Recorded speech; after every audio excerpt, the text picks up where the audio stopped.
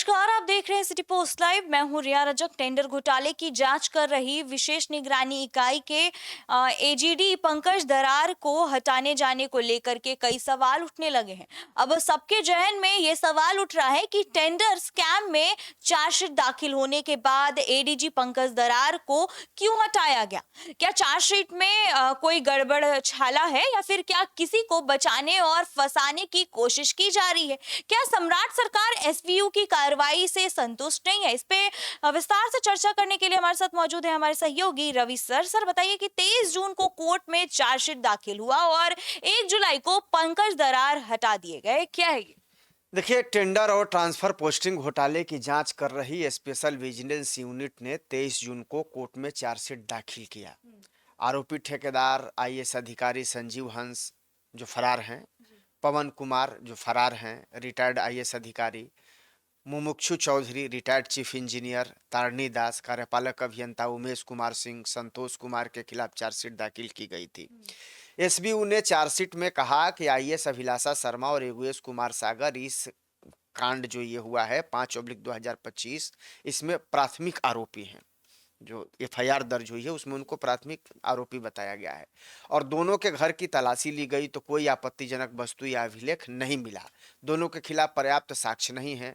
दोनों को एसबीयू ने जांच से बाहर कर दिया है। अब देखिए, जिन लोगों पर एफआईआर दर्ज हुआ था, मामला दर्ज हुआ था, इन पर सवाल उठ रहे थे। हैं? टेंडर घोटाले में इनको भी आरोपी बताया जा रहा था, लेकिन अब एसबीयू ने अपने जांच में इनको जांच से बाहर कर दिया है और कह दिया कि जब इनके यहाँ जब रेड किया गया, जब छापेमारी की गई, इनके यहाँ जब जांच की गई तो इनके यहाँ कुछ नहीं मिला है।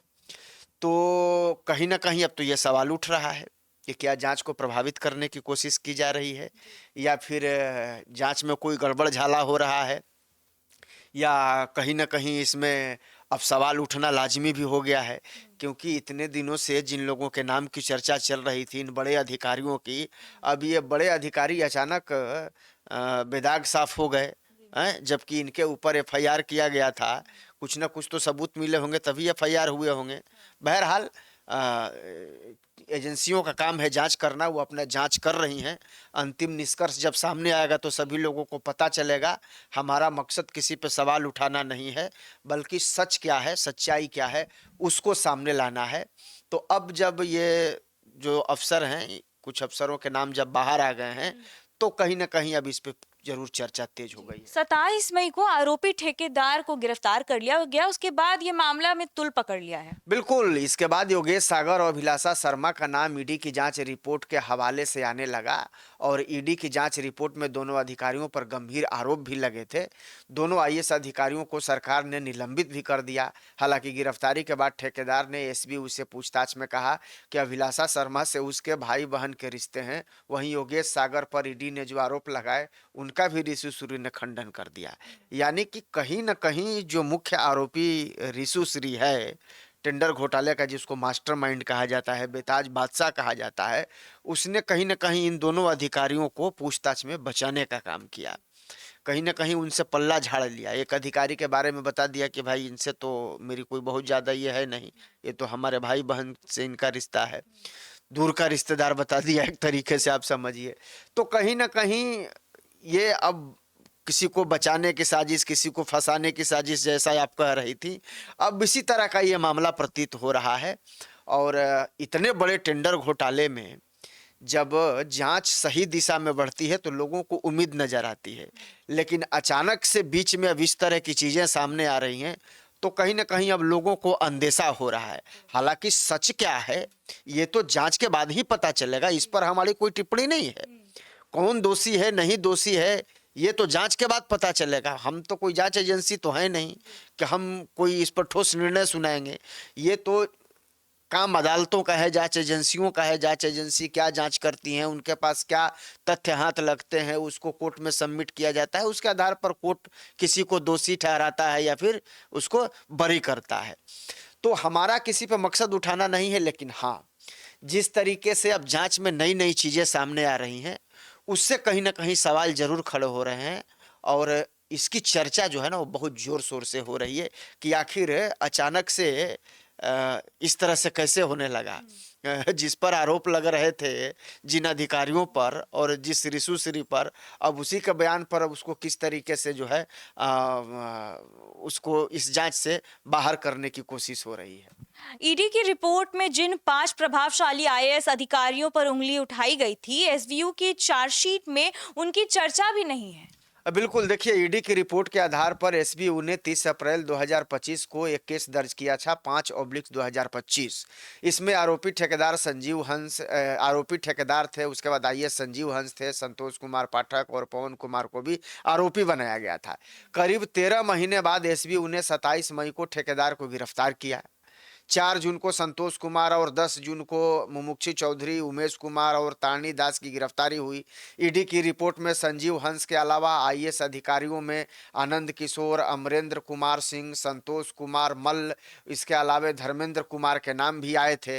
अब एसबीयू की चार्जशीट में इन आईएएस अधिकारियों के नाम की चर्चा तक नहीं है। एसबीयू ने चार्जशीट में यह भी नहीं लिखा है कि शेष आरोपियों के विरुद्ध अनुसंधान जारी है।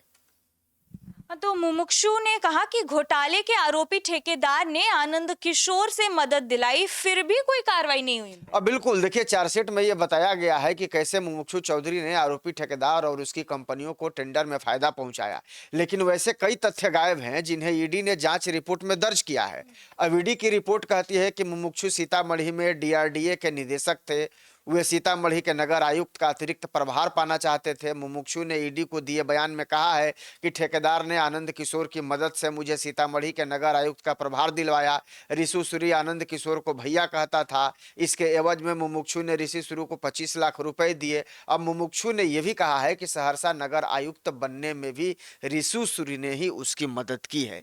यानी कि जो ऋषि श्री की भूमिका है वो तो कहीं ना कहीं सवालों के घेरे में है, और जिस तरीके से वो कनेक्शन बता रहा है और दिखा रहा है, तो इससे तो साफ साबित होता है कि भाई इनके आपस में कहीं ना कहीं कनेक्शन थे।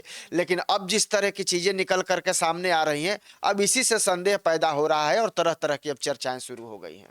जी सर, ईडी की रिपोर्ट पर ही चार्जशीट तैयार हुई है, लेकिन प्रभावशाली आईएएस अधिकारियों के खिलाफ ईडी की रिपोर्ट को एसवीयू ने नजरअंदाज कर दिया है। देखिए, ईडी की रिपोर्ट की बातों को एसबीयू की चार्जशीट में दोहराया गया है। एसबीयू की चार्जशीट में कोई नई बात नहीं है, जबकि जांच के लिए एसबीयू के पास 1 साल का समय था। केस दर्ज होने के 13 महीने बाद मुख्य आरोपी ठेकेदार श्री ऋषु की गिरफ्तारी हुई थी। और आप समझ लीजिए कि एसबीयू की चार्जशीट में जितनी बातें कही गई वे ईडी अपनी रिपोर्ट में पहले ही कह चुकी है। तो एसबीयू चार्जशीट में ईडी की रिपोर्ट का ही हवाला दे रही है, लेकिन प्रभावशाली आईएएस अधिकारियों के खिलाफ ईडी के आरोपों में एसबीयू को कोई दम दिखाई नहीं दे रहा है। तो अब ऐसे में तो भाई सवाल उठेंगे।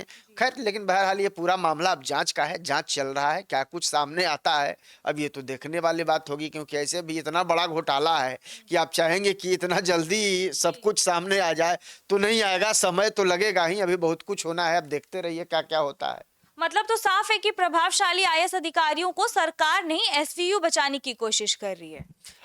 बिल्कुल, देखिए, ये जो मामला एक तरीके से है, ये सच्चाई क्या है ये तो सामने धीरे धीरे आएगी, लेकिन आपको इसको इस रूप में देखा जा रहा है कि अब सच्चाई क्या है और नहीं है, और जांच एजेंसियां क्या रिपोर्ट दी हैं और आगे क्या होने वाला है, ये अपने आप में एक बड़ा मामला है। क्योंकि देखिए, आईएएस संजीव हंस तो एसबीयू की कार्रवाई पर ही सवाल उठा रहे हैं।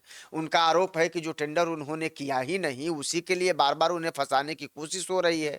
उनके अनुसार हाई कोर्ट और सुप्रीम कोर्ट के जिन आरोपों में उन्हें राहत मिल चुकी है, उन्हीं आरोपों को आधार बनाकर उनके खिलाफ केस किया जा रहा है।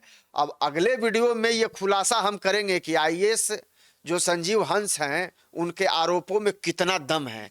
आप उसके लिए थोड़ा इंतजार करिए। अभी तो जो कुछ हो रहा है उस पर तो चर्चाएं तेज हैं, चर्चाएं हो रही हैं, लेकिन आने वाले समय में आप निश्चिंत रहिए, हम खुलासा करेंगे कि इस पे क्या होने वाला है। अब बिल्कुल समय तो लगता है, तो धीरे धीरे सब कुछ सामने आएगा और हम बताएंगे कि जो अब हवाला दे रहे हैं आईएएस संजीव हंस, जो बातें कर रहे हैं, उनकी बातों में कितनी सच्चाई है और कितना दम है, ये भी हम दिखाएंगे। क्योंकि हमारा काम सभी पहलुओं को दिखाना है, सच्चाई से पर्दा उठाना है। तो आप देखिए आगे क्या होता है। तो जैसा कि आप सुन रहे थे, टेंडर घोटाले की जांच और एसवीयू की चार्जशीट अब खुद कई सवालों के घेरे में है। ईडी की रिपोर्ट और एसवीयू के निष्कर्षों में दिख रहे हैं फर्क ने जांच की निष्पक्षता पर बहस तेज कर दी है। अब सबसे बड़ा सवाल यह है कि आगे की जांच में इन सवालों के जवाब मिलेंगे या फिर ये मामला भी अनसुलझे सवालों के साथ आगे बढ़ता रहेगा। तो फिलहाल इस खबर में इतने बने रहिए हमारे साथ, देखते रहिए सिटी पोस्ट लाइव। तब तक के लिए धन्यवाद।